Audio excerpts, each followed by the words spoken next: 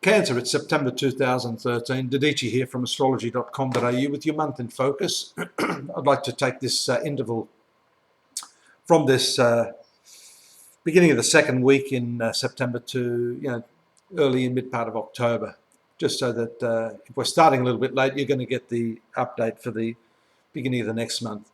And what's lovely right now for you, Venus, the planet of love, transiting in your fourth house of family and domestic affairs. It's always an excellent omen when you get one of the good planets like Venus or Jupiter or Mercury moving through the angular part of your horoscope.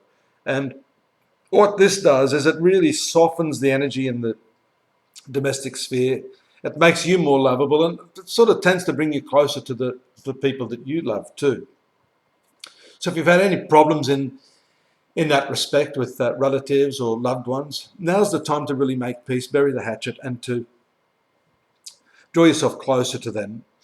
It's also lucky in terms of inheritance for those of you that have been waiting on money or even loans to some extent, but this has more to do with your family. You can expect some sort of breakthrough in that area.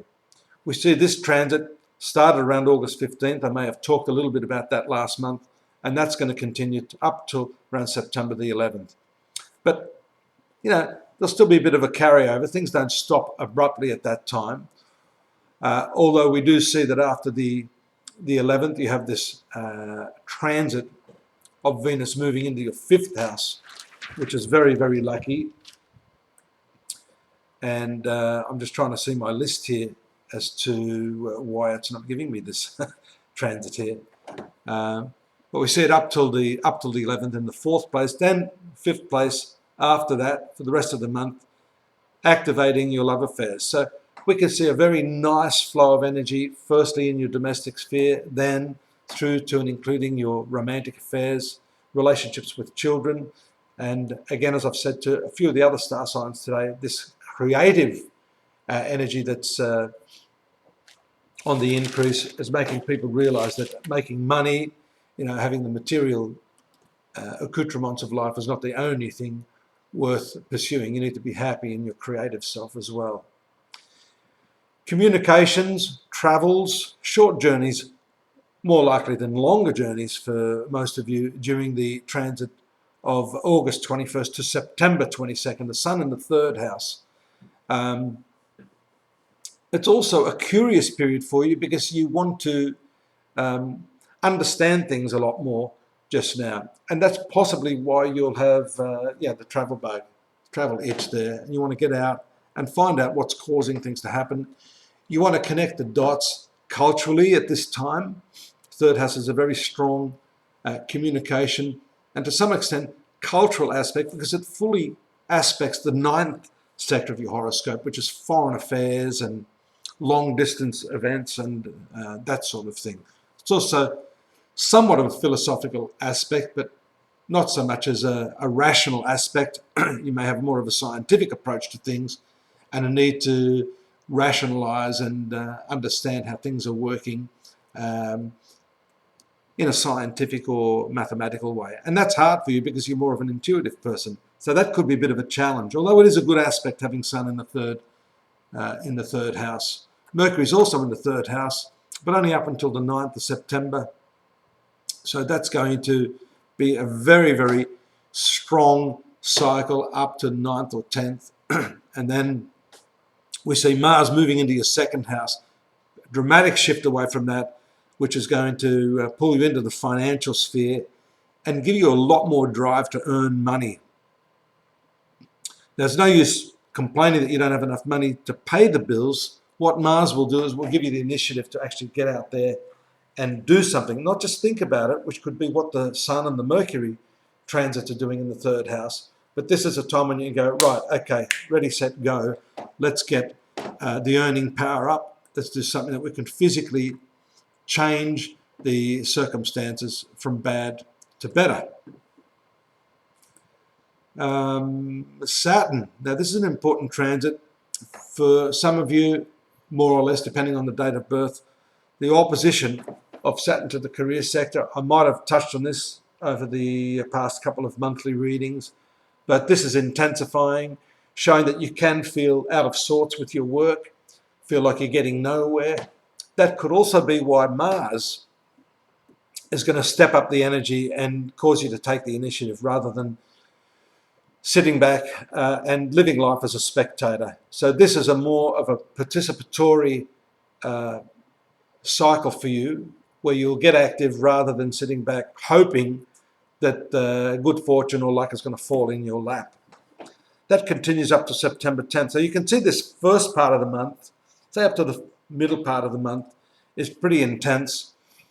We also see some harder aspects there from Mars to the midheaven. So this is going to cause a lot of frustration for you this month. Mercury in the 4th house could soften things. That's from the 8th till the 29th. So it's a bit of a balancing act. Some of the planets are causing hard aspects. Some of the planets are causing better aspects.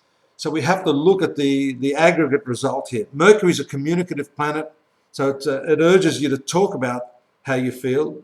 Cancerians are notable for being mute on their problems and sometimes their emotional distress. This is a time when you need to let that out, to decompress the situation and your feelings. You have a lot more literary interest during this period too. You might want to build your knowledge base, your library, your computer files too. You may want to organize them a lot better during this particular cycle. So it could be an electronic spring cleaning for some Cancerians. The transiting sun is in a good aspect to the natal sun, so your vitality is up around the middle of the month. We see from the 10th, Venus moves to the 5th house. This is a lovely aspect, indicating good romantic, social and artistic feelings for you. That continues up until the 7th of October. So an excellent time to socialise, to meet with people that you feel comfortable with, and to also take that first step, if you do like someone, and even if you're female, of the fairer sex, to set the romantic wheels in motion if you feel confident about doing so with someone that you're attracted to. A couple of other aspects here that continue through into October. The sun in the 4th house from the 21st of September. This is, again, having a lot to do with your real assets, your real estate, vehicles. You can acquire these sorts of things or make some changes in that area of your life. Shifts in your domestic residence, or simply just changing the decor and the living space to make life much more palatable is on the cards during this transit. You can develop or invent something during this period, and that's due to the transit of Mercury in your 5th house.